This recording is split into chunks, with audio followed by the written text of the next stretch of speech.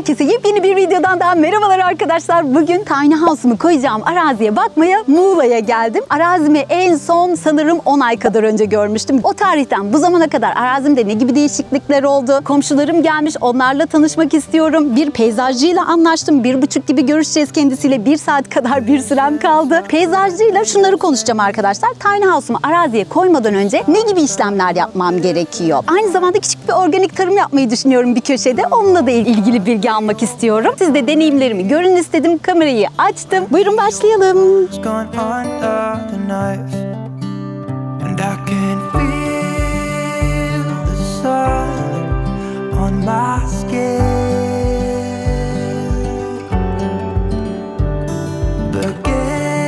Gelin size şimdi de arazimi göstereyim. Şurada.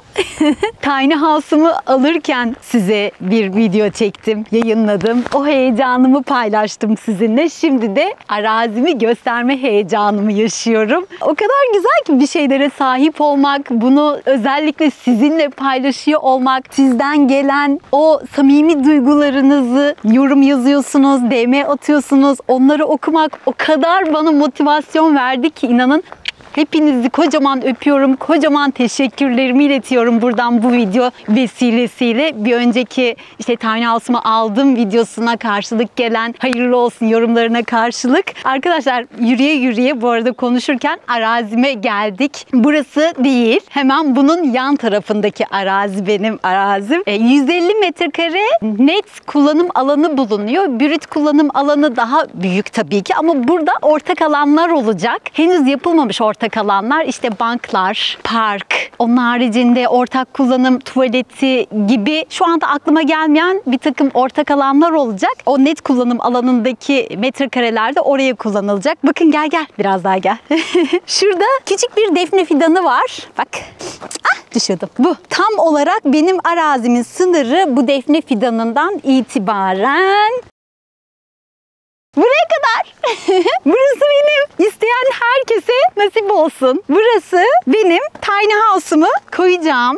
Hobi bahçesi yapacağım. İşte domates, salatalık, daha ne, yaban mersini gibi hayalimde olan şeyleri ekebileceğim. Toprakta oturabileceğim. Gün batımını izleyebileceğim. Yeşillikleri izleyebileceğim. Çok uzun zamandır hayalini kurduğum doğada yaşama kavuşabileceğim alanı biraz küçük. 150 metrekare ama olsun. Tiny house'lar zaten küçük metrekareli evler biliyorsunuz. Çok büyük alanlara da çok da gerek yok ya. Yan taraflarımda komşularım olacak bu arada. Bu kocaman alan aslında bir tiny house köyü. Ya tiny house getirecekler ya karavan getirecekler. Hatta getirmeye başlamışlar bile. 1, 2, 3, 4 tane tiny house, 1 tane de karavan görüyorum. Tekerlekli her şeyi koyabiliyorsunuz sanırım buraya.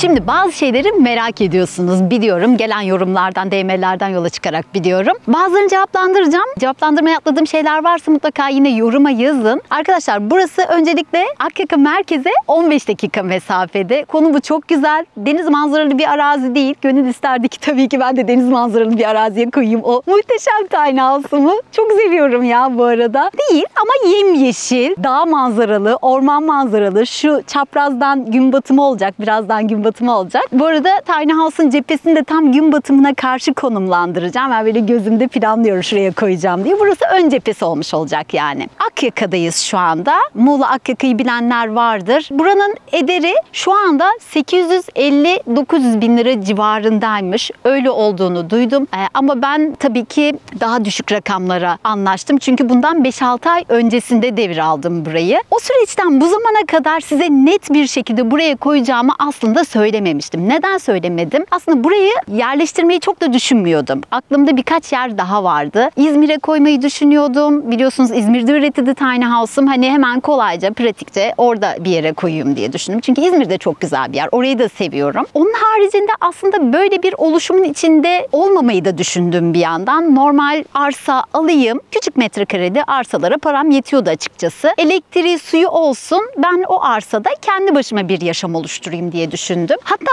Muğla'da baktığım yerlerde oldu. Bir arkadaşla, yani emlakçı bir arkadaşla görüştüm. Beni bir takım yerlere götürdü ama sonrasında vazgeçtim ben oralardan. Neden vazgeçtim? Kimisinin elektriği yoktu, kimisinin suyu yoktu. En çok da güvenlik konusunda kafam karıştı. Hani ben İstanbul'da yaşıyorum biliyorsunuz. Tamam, burada aslında tam zamanlıya yakın bir yaşam kurmayı düşünüyorum. Hayalim bu. Ama kuramazsam, bunu başaramazsam İstanbul'da vakit geçirdiğim zamanlarda evime, bahçeme kim bakacak? En büyük soru işareti buydu benim için, elektrik ve suyun haricinde. Bunları kafamda net olarak tamamlayamadım. Bunların cevabını veremediğimden dolayı böyle bir oluşumun içerisine koyayım dedim. Kafamda rahat olsun dedim. Burada güvenlik de var. Salim abiyle tanıştık.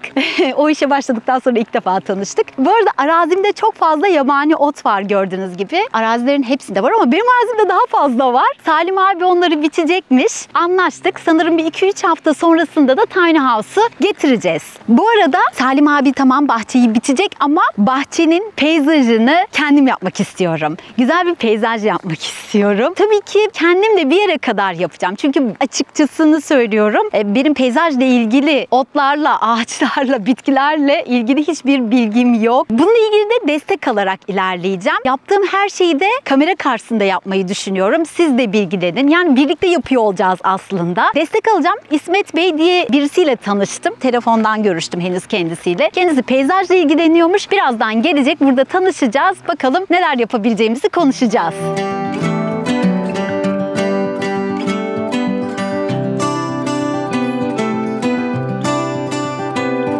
Arkadaşlar arazime çıktım. İsmet Bey ile buluştuk. İsmet Bey merhabalar. Merhabalar Özlem Hanım.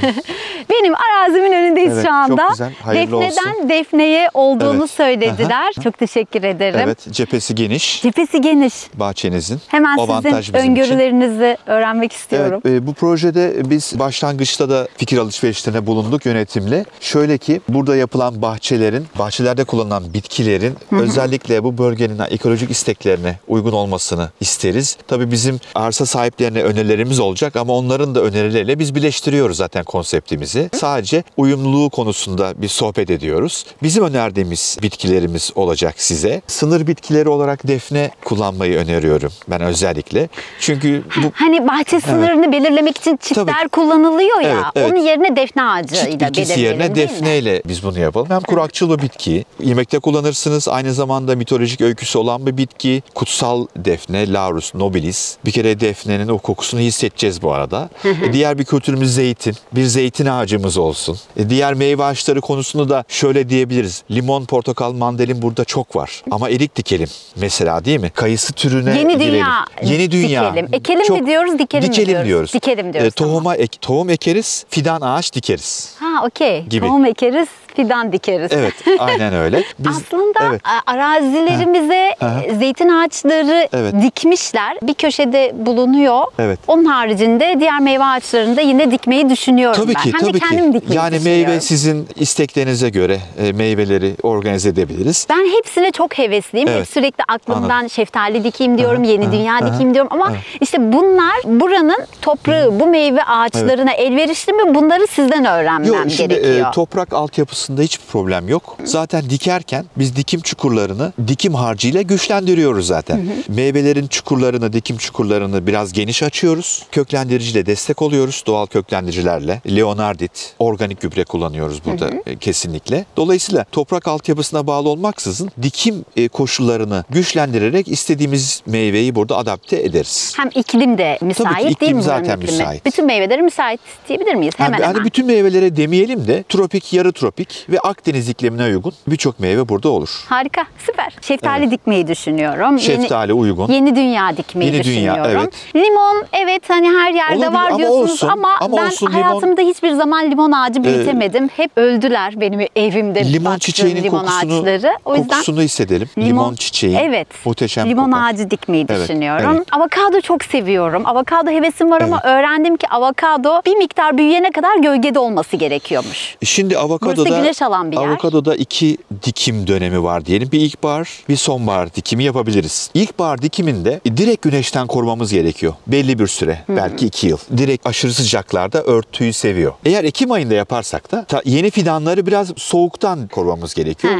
İkisini de başarabiliriz. Yani avokado olabilir. Sadece nasıl koruyacağız? Üzerine gölgelik. Evet, üzerine küçük bir gölgelik. Onu da istemiyorum ben ya. Belli bir süre ama. Ya da şey yapsak olur mu? Başka bir yerde büyüse gölgelikle o kısmı geçiş yaptıktan sonra eksek biz. O riskli kısmı. Şöyle yine saksıda geçirecek o dönemi ama bir an önce toprağa kavuşması daha mantıklı avokadonun. Biraz desteklemek lazım aşırı sıcaklarda. Çok sorun değil. Sonbahar dikimini yapabiliriz avokadoda. Biraz arazimdeki gidişata bakayım ben de. Ona göre belki yalnız sonbaharda avokadoda şuna dikkat etmemiz gerekiyor. Avokadolarda 2 sınıf var. Bir A sınıfı, B sınıfı. Bunların çiçek ve tozlaşma dönemlerini 2 sınıfın karşılaştırmamız gerekiyor birbiriyle. Şöyle ki A sınıfı bir avokado dikeceğiz, bir de B sınıfı. 2 avokado dikeceğiz. Bu avokadolar birbirleri döllenme yapacaklar. Örneğin birinin çiçeği sabah açarken diğerinin çiçeği, erkek çiçeği akşam açıyor. Bir sonraki gün tozlaşma başlıyor. Avokado dikeceksek 2 tane dikelim. Çok ilginç. İlk defa öğrendim bunu. Bu şekilde yaparsak tozlaşmayı daha kolaylaştırmış oluyoruz. Hatta şey de olabilir. Komşumun bahçesine bir tane dikilir. Olabilir. Bir tane benim bahçeme dikilir. Tabii onlar birbiriyle olabilir. tozlaşır. Tabii avokado büyüyen bir ağaç ama budama teknikleriyle ağacımız istediğimiz formata getirebiliriz. Harika, tamam. Ağaçlardan sonra bir de biraz çalı gruplarından bahsedelim. Mesela Mersin burada kullanalım. Mersin de bu bölgenin bitkisi biliyorsunuz. Yok, bilmiyorum. Meyvesini Mersin de yiyebilirsiniz. diye bir bitki de ilk defa Yaban öğrendim şu mersini anda. diyorlar ama yaban mersini ayrı bir tür. Blueberry. Blueberry değil ama bu. Bu Myrtus communis, Akdeniz yaban mersini diye geçer. Onda çok güzel meyvesi var. Çiçekleri çok hoş kokar. Defnenin yanında bunu kullanabiliriz. Yine tıbbi ve aromatik bitkiler. Defnenin yanında çit olarak mı kullanacağız Çiti bunu? defne ile yapacağız ama bazı yerlerde mersin defneye eşlik edecek. Aynı zamanda yaban mersini gibi yiyebileceğiz, Tabii ki değil mi? yiyebiliyorsunuz. Faydalı onun gibi. Faydalı. Tamam, okey. Ben normalde yaban mersinini buzdolabından eksik etmem. Evet, çok bu da tüketirim. faydalı bir meyve. Yine diğer çalı çok yıllık gruplarına geçecek olursak da tıbbi ve aromatik bitkilerden bir çeşitleme yapabiliriz. Çayı içilebilir, ada çayı. Evet. Ada çayı olacak, kekiğimiz olacak, nanemiz olacak. Organik tarım kısmında bunlar değil mi? Tabii ki. Aynı Passion fruit ekebilir miyim? Dikebilir miyim? Passion fruit bu Çarkıfelek. çarkıfelek, passiflora. Evet, passiflora. Passiflora dikebilirsiniz. O da bir sarmaşıktır. Onu belli bir kaideye alabiliriz passiflorayı. Bizim balkonda var. Ben Verir. yurt dışından getirdiğim meyvenin tohumunu ekmiştim. 2-3 yıldır duruyor. Sarmaşık gibi büyüdü ama asla meyve vermedi. Güneş Orası iklim İstanbul koşullarında olduğundan dolayı. olabilir. Burada meyve veren 2-3 türü var passifloranın. Onlardan bulunur ve bahçenizde passiflora da Güzel. mutlaka Passiflorayı da dikebildiğimize göre.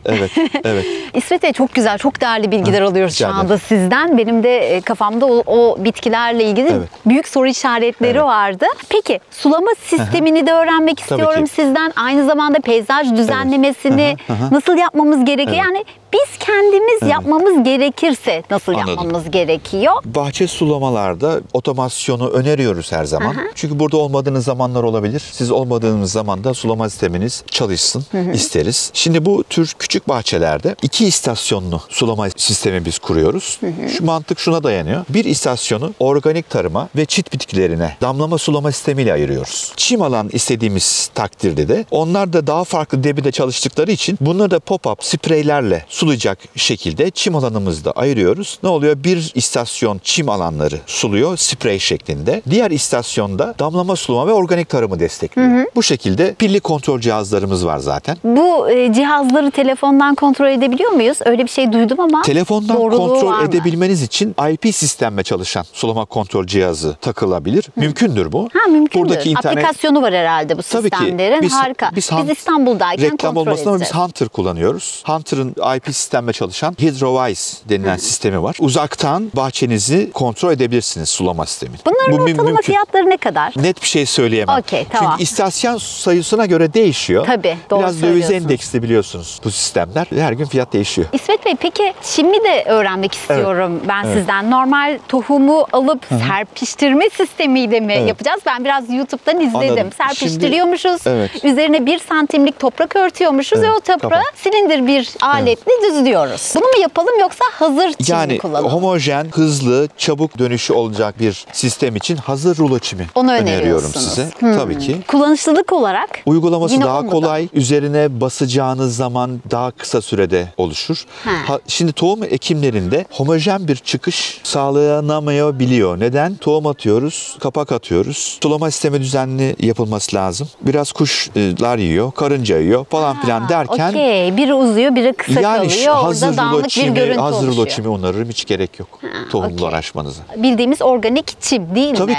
Tabii hiç farkı yok. Sahada onlar da tohumdan ya da çelikten üretiliyor. Neden? Çimi üretmenin birkaç tekniği var. Bir tohumdan üretebilir çimler. Bir de tohumu bulamadığımız özel varieteler var. Onları çelikten üretiliyor. Çelikten üretilen organik olur mu bilemedim. Tabii ki yani aynı büyümüş çimin yapraklarını toprağa uygulayarak çimlendirme sağlanıyor. İlk defa duydum. Çelik derken ne anladınız? Ben bildiğimiz çeliği düşünüyorum. Maden. Evet. Yok. Çelik demek yani bir bitkinin üreyen yapraklarından koparılan. Okey. O kadar uzağım ki sizin Yok, bizim sistemimiz bölümünüze. hazır rulo çim zaten. Tamam. Onu kullanıyoruz. Taşları nasıl konumlandıracağız? Yürüyüş yolu için mi? taşlarını. Yürüyüş yolu için ahşap travers olabilir. Doğal kaynak taşlarını kullanan müşterilerimiz de oluyor. Onlar olabilir. Yine beton bazlı, çim derzli yani belli bir boşluklar bırakarak uygulanan yürüyüş yollarımız var. Sizin zevkinize bağlı. Okey. Bir de tiny house'un altına, tiny house'un sabit durabilmesi adına Evet. ayaklarının altına konumlandıracağımız ahşaplarla ilgili bilgi almak istiyorum sizden. Tiny house'un pabuçlarının altına ahşap takozlar konuyor. Evet. Bunlardan bahsediyorsunuz. Evet ondan Evet, bahsediyorum. onlar sahada yerleştiriliyor. Yani Onları toprağa sizden temin batmasın. edebiliyor muyuz? Tabii ki burada ormancı arkadaşlarımız var. Orman ürünleri satan. Ebatlarını söyleriz. Mesela 4 tane 40'a 40. Yüksekliğini veririz. Atıyorum 20 santim. Bu ağaçlar ne ağaçları oluyor? Ya genelde bildiğim kadarıyla çam ağaçlarından kullanılıyor ya da daha sert. Evet daha sert olarak Daha sert. akasya ağacıydı değil mi? Okaliptus Okey, olabilir. okaliptus kullanılıyor diye duydum ama Evet, okaliptusu papuç olarak. bulmak da oldukça zormuş. Sizden Evet. bulabiliriz diye Yo, düşünüyorum. Sizin sorarız aracılığınızla. çevremize. Çünkü kesim yapılan okaliptuslar oluyor. Bulunur yani. Söylediğiniz her Yo. şey bana çok uzak ve hepsi Anladım. çok değerli bilgiler. Eminim ki izleyenler açısından da öyle diye düşünüyorum. Evet. İnşallah Teşekkürler. beraber güzel çalışmalar yaparız. Yaparız.